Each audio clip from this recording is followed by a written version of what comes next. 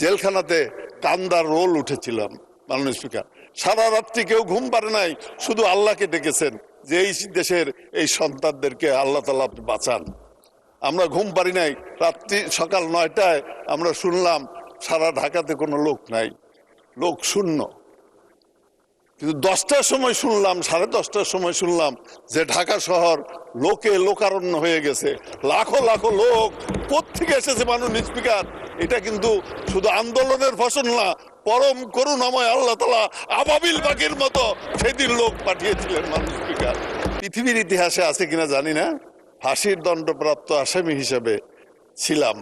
সেখান থেকে আজকে সংসদে এসেছি এবং এই কারণে আমি মহান রাব্বুল আলামিনের কাছে আন্তরিক মোবারকবাদ জানাই এবং শুকরিয়া আদায় করি। আলহামদুলিল্লাহ, আলহামদুলিল্লাহ।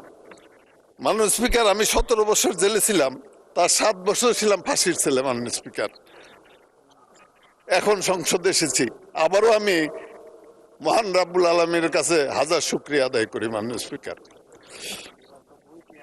মাননীয় স্পিকার,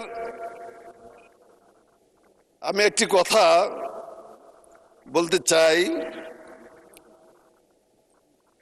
আমি সাথে সাথে জুলাই সনদ, জুলাই বিপ্লবে যারা অংশগ্রহণ করেছেন, আমার এলাকারও 4 জন নিহত হয়েছে। যে সমস্ত ছাত্র জনতা, শিশু, মহিলা এবং পুরুষ যারা নিহত হয়েছে তাদের আত্মার মাগফিরাত কামনা করি। এবং যারা আহত অবস্থায় আজকে পঙ্গু হয়ে আছেন, যাদের চিকিৎসা দরকার, আমি অনুরোধ করব সরকারের কাছে যাতে তাদের চিকিৎসার ব্যবস্থা করা হয় এবং তাদের আমি সুন্দর জীবন কামনা করি। পরম করুণাময় আল্লাহ তাআলা তাদেরকে যাতে সুন্দর জীবন দান করেন। প্রিয়, আমি এ কথাও বলতে চাই মাননীয় স্পিকার, জুলাই যোদ্ধারা যখন এই যুদ্ধ করলো, আমি তখন কারাগারে ছিলাম। মাননীয় স্পিকার, কারাগারের থেকে 4 তারিখের কথা বলি মাননীয়, যেহেতু কারাগারে ছিলাম বাইরের খবর জানি না। কারাগারে 4 তারিখে আমরা দেখলাম শত শত লোক গুলি খেয়ে মৃত্যুবরণ করলো। সারা কারাগারে সেদিন হাহাকার ছিল। মাননীয় স্পিকার, 4 তারিখ রাত্রে যখন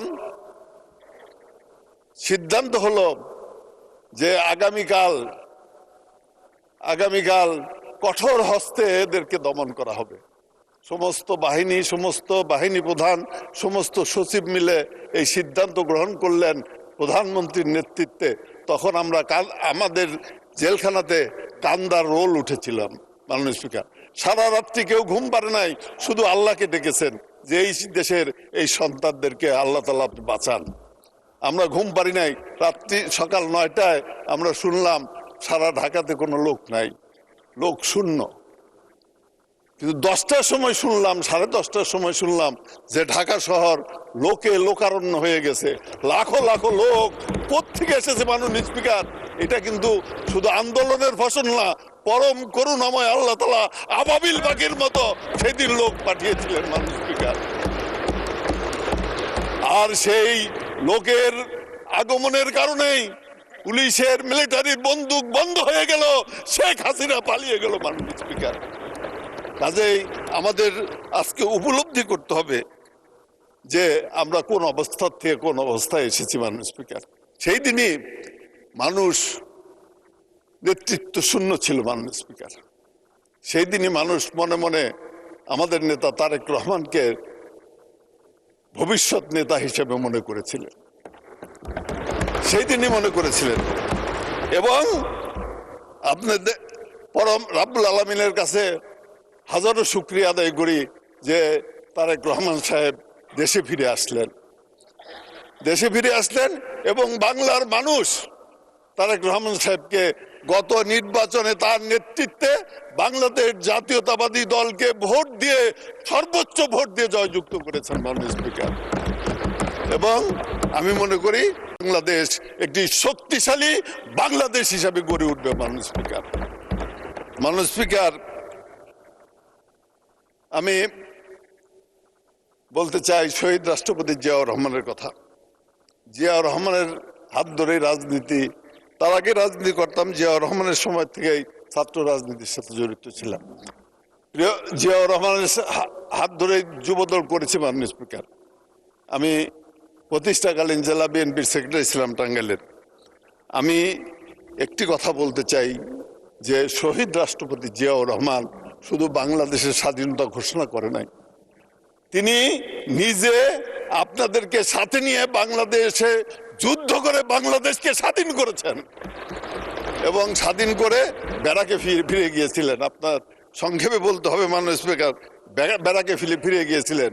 পরবর্তী টাইমে মাননীয় স্পিকার একটি প্রয়োজনে, জাতির একটি প্রয়োজনে 7 নভেম্বরের বিপ্লবের মধ্য দিয়ে জিয়াউর রহমান আবার ক্ষমতায় এসেছিলেন এবং আপনি তার সাক্ষী মাননীয় স্পিকার।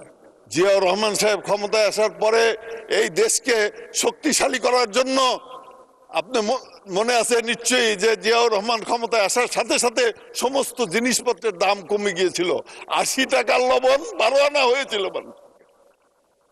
তো সেই জিয়াউর রহমান এই দেশকে উন্নয়নের পথে নিয়ে যাওয়ার জন্য কৃষি উৎপাদন ব্যবস্থার স্ফুরণ ঘটিয়েছিলেন, উৎপাদন ব্যবস্থা 2 গুণ করেছিলেন, সাথে সাথে শিল্প বিপ্লবের ডাক দিয়েছিলেন, বাংলাদেশকে একটি শক্তিশালী রাষ্ট্র হিসাবে গড়ে তোলার চেষ্টা করলেন, বহুদলীয় গণতন্ত্র তিনি কায়েম করলেন এবং জিয়াউর রহমান সাহেবই কিন্তু মাননীয় স্পিকার বহুদলীয় গণতন্ত্র কায়েম করে আপনার আজকে আমাদের বিরোধী দলকে বলেন, আওয়ামী লীগকে বলেন, সকলকেই কিন্তু এই দেশে রাজনীতি করার সুযোগ করে দিয়েছিলেন।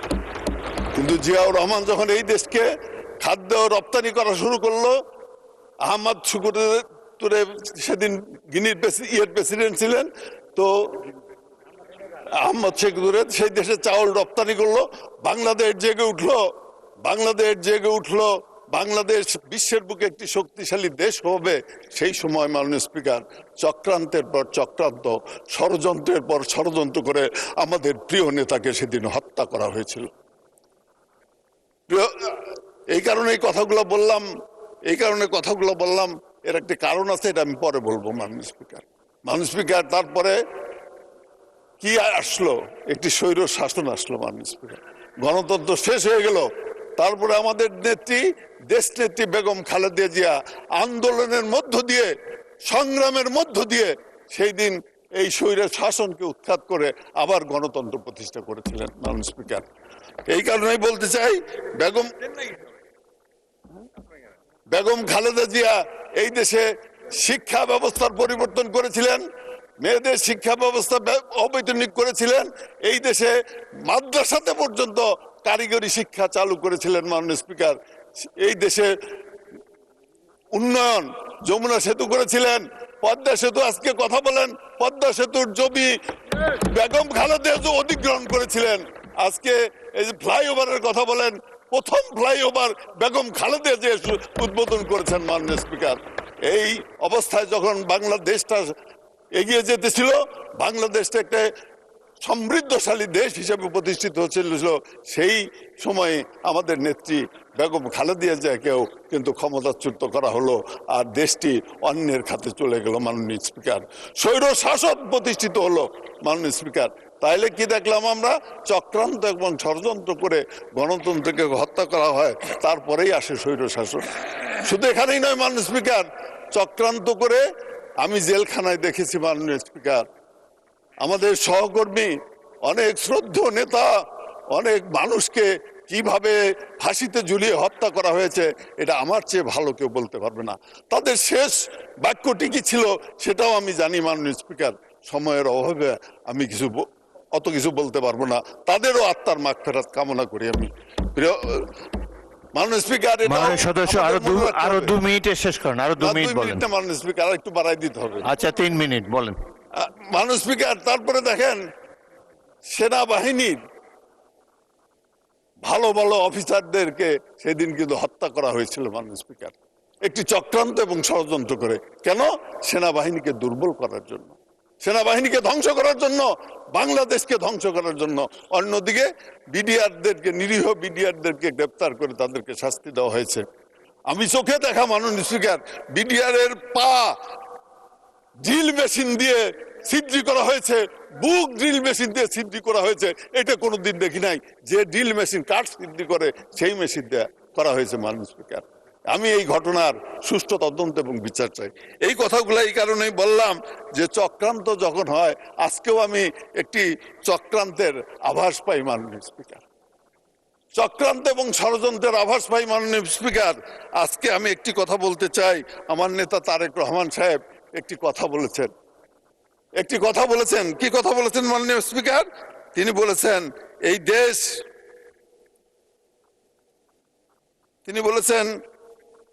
এই দেশ দিল্লি নয়, পিন্ডি নয়, অন্য কোন দেশ নয়, সবার আগে বাংলাদেশ। এই কথা তিনি বলেছেন মাননীয় স্পিকার। এই কারণেই আজকে চক্রান্ত এবং ষড়যন্ত্র হতে পারে।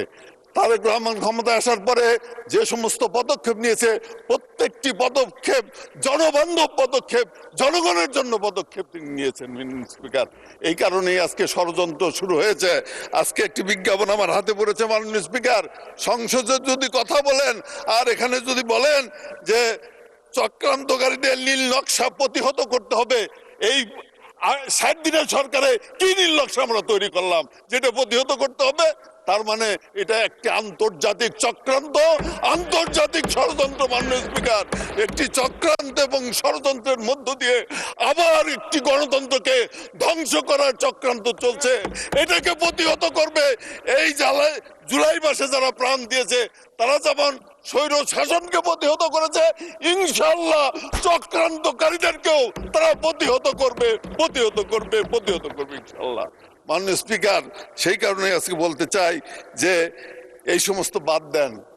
বহু ত্যাগ এবং তিতিক্ষার বিনিময়ে এই জাতীয় সংসদ, বহু ঘটনার মধ্য দিয়ে এই জাতীয় সংসদ, বহু অবস্থার প্রেক্ষিতে এই জাতীয় সংসদ, বহু রক্তের বিনিময়ে এই জাতীয় সংসদ। আসুন আমরা একটি সুন্দর বাংলাদেশ গড়ে তুলি। আসুন আমরা ভবিষ্যৎ নাগরিকদের জন্য, ভবিষ্যৎ সন্তানদের জন্য এমন একটি বাংলাদেশ গড়ে তুলতে চাই যে বাংলাদেশ হবে শান্তির বাংলাদেশ, সকলের বাংলাদেশ, বৈষম্যহীন বাংলাদেশ, সকলে বসবাস করার একটি বাংলাদেশ গড়ে তুলতে চাই। আসুন ঐক্যবদ্ধ হই, ঐক্যবদ্ধভাবে কাজ করি, কাদা সরাসরি বাদ দেই মাননীয় স্পিকার।